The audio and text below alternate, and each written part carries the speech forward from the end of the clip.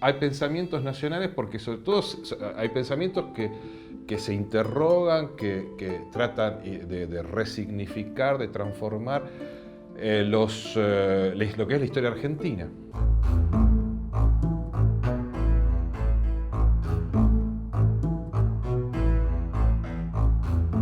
El pasado está es constantemente debatido, resignificado, apropiado, ¿m? Y por consiguiente la idea de que existiría, digamos, una especie de unidad, de hilo de pensamiento nacional, desde los próceres de la independencia hasta nosotros, bueno, creo que es un poco exagerada porque cada situación es diferente y el pensamiento cambia también. Entonces yo diría, existen pensamientos nacionales, ¿m? Y la nación, nuestra patria, nuestro país como preocupación política, que finalmente, bueno, el problema es siempre la lucha por la hegemonía política y cultural de ciertos discursos. Finalmente la política es eso y entonces, bueno, la reapropiación de los acontecimientos del pasado en función de un proyecto político del presente, ¿no?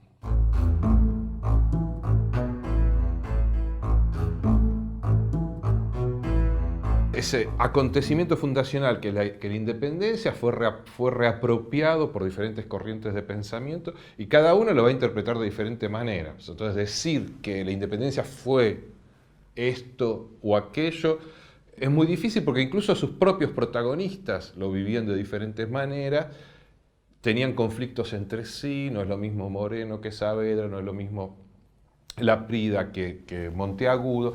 Es decir, que cada uno tenía su propia interpretación de lo que estaban haciendo, lo que estaba ocurriendo en ese momento, de lo que era la independencia. Pero, digamos, hoy, por ejemplo, donde nosotros asociamos, bueno, yo me adhiero a esa posición, digamos, la independencia con la liberación con respecto al neoliberalismo. O sea, yo creo, ayer lo dije, el liberalismo es la última etapa del imperialismo, la etapa superior del imperialismo.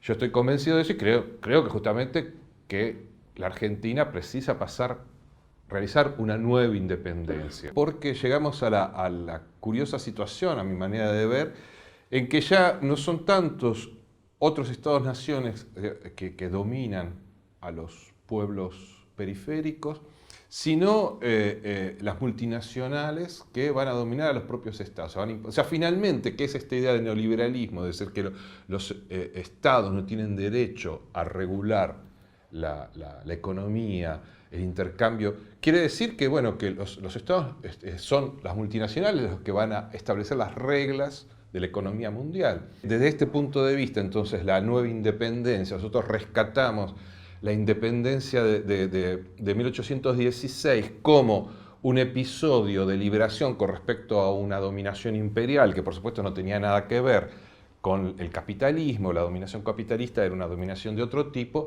y por eso de alguna manera también los próceres de la independencia lo que pensaban, porque hay que historizar las cosas, situarlas en su contexto, que la instalación del capitalismo en estas regiones contribuía justamente a esa independencia.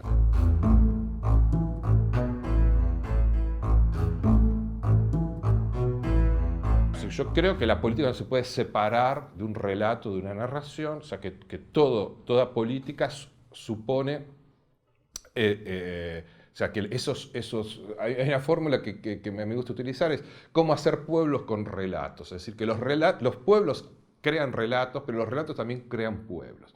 Y los pueblos se identifican con ciertas gestas populares, ¿no es cierto?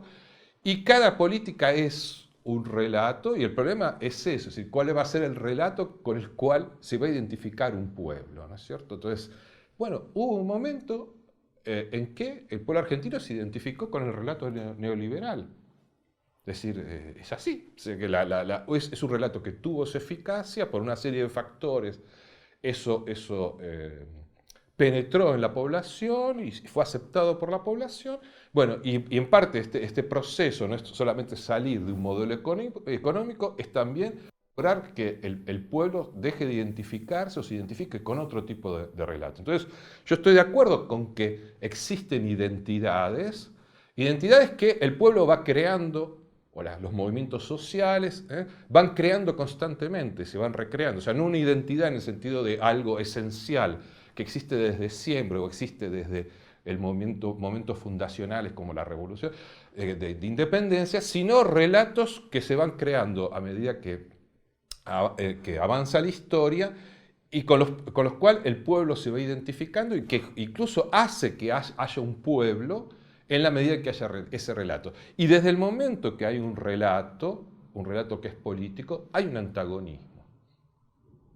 O sea, que no hay identidad posible si no hay un antagonismo, si no hay una lucha política, ¿no? O sea, hablar de luchadores populares es casi una redundancia. No sé, de momento que digamos, el pueblo se constituye en una lucha, en un combate. La identidad popular se constituye en una lucha de combate contra una opresión, contra una dominación. Y el problema es justamente a quién se va a identificar como el enemigo. ¿Ah? ¿Es el empleado público o son los bancos? O sea, el problema es ese. Es decir, que en un momento los argentinos creyeron que el enemigo era el empleado público, o era el Estado, o era los corruptos, esa figura un poco también abstracta. ¿Ya? Y después, digamos, bueno, ese relato cambió y se modificó. Entonces, esos relatos son movilizadores. Si no existen esos relatos, no hay una movilización posible. Entonces, bueno, la cuestión de las identidades es ineluctable, o sea, siempre hay una identidad que está en juego, esa identidad es siempre política, esa identidad siempre se construye en un antagonismo. Por eso cuando los que acusan al actual gobierno, pero que divide la sociedad, pero la política es eso, si no hay división de la sociedad, no hay política. Y las que supuestamente defienden las políticas de no división de la sociedad, ya están dividiendo la sociedad. O sea, ya están haciéndolo contra otro proyecto político. O sea que desde el momento que hay política hay antagonismo. El problema es, bueno, ¿cuál va a ser el antagonismo que va a resultar predominante en una coyuntura política, ¿no?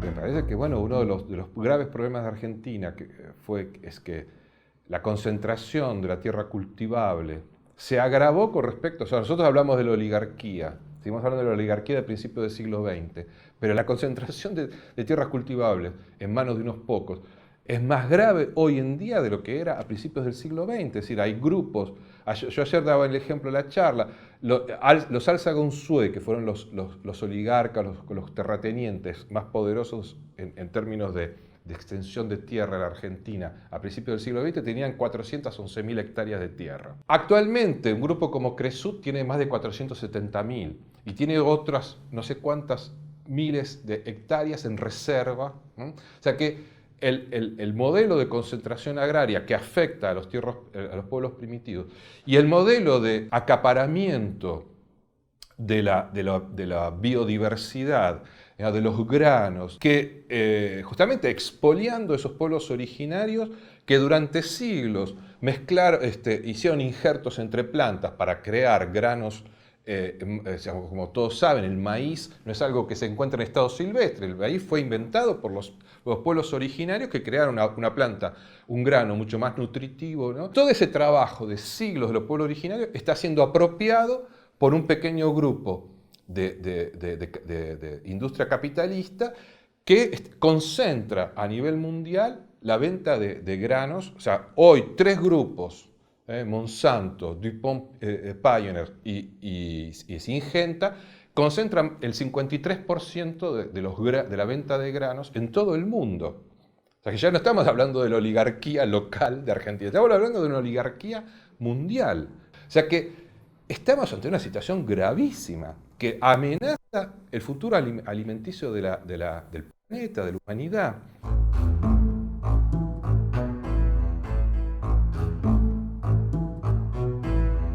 Una de las paradojas de la revolución de independencia es que antes de las revoluciones de independencia los indios tenían sus tierras comunales. O sea, la colonia española respetaba las tierras comunales, a pesar de, por supuesto, los indios estaban sometidos a la mita, el yanaconazgo, todos los trabajos serviles para los blancos, tenían todavía ese derecho a las tierras comunales. Cuando la revolución justamente avanza hacia un proceso de capitalista, o sea, de instauración del capitalismo en estas regiones, decide que las tierras comunales son tierras que no son suficientemente productivas, que hay que ir hacia un modelo de propiedad privada, privatizar esas tierras, y ahí va a ser el fin de las tierras comunales y el modelo justamente criollo de propiedad individual.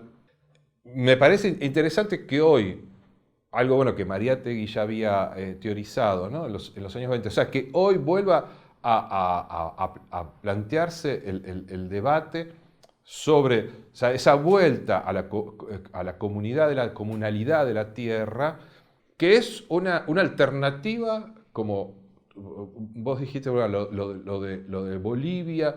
Yo lo observo con sumo interés. Yo creo que el proceso boliviano es una revolución que no se percibe en los países centrales, entre otras cosas, porque justamente se trata de eso de ocultar. Pero es una revolución realmente inédita lo que está ocurriendo en Bolivia, porque en primer lugar, justamente, Evo Morales y todo el movimiento social del MAS rompieron con esta hegemonía criolla, y que le costó muchísimo a Evo. O sea, que hasta tal punto que en Santa Cruz de la Sierra los criollos, los blancos, querían dividirse, querían crear otro país, porque decían, bueno, nosotros no vamos a aceptar que nos gobiernen los indios, ¿no es cierto? Así que por primera vez en América Latina los pueblos originarios acceden al poder. Es decir, bueno, eso es una revolución sensacional. Y después esta idea de algo que realmente tiene que ver con el futuro de toda la humanidad, que es la vía del desarrollo capitalista, está hoy obturada, digamos, clausurada, condenada al fracaso, porque el planeta no da más abasto para seguir ese proceso de desarrollo. O sea, hoy sabemos que por cuestiones ligadas al clima, al recalentamiento del planeta, al agua, es decir, ya en el 2030 en China ya el agua de las napas freáticas chinas no va a alcanzar para la población de China. Es decir, el tema del agua es un tema terrible que en muy poco tiempo se va a convertir en un tema central, quizás más grave que el petróleo, ¿no es cierto? Entonces, hoy sabemos que ese modelo de desarrollo, de prosperidad capitalista, hoy está condenado, porque si seguimos por ese camino, la propia humanidad va a estar condenada. Entonces, la idea, digamos, del buen vivir, del bien vivir que se está desarrollando en Bolivia, es una alternativa, no solamente para los pueblos originarios de Bolivia, que están siendo visibilizados, reconocidos de una manera inédita en un país donde durante 500 años los blancos gobernaron, sino porque están dándole un ejemplo de construcción de alternativas de vida no capitalistas al resto del mundo.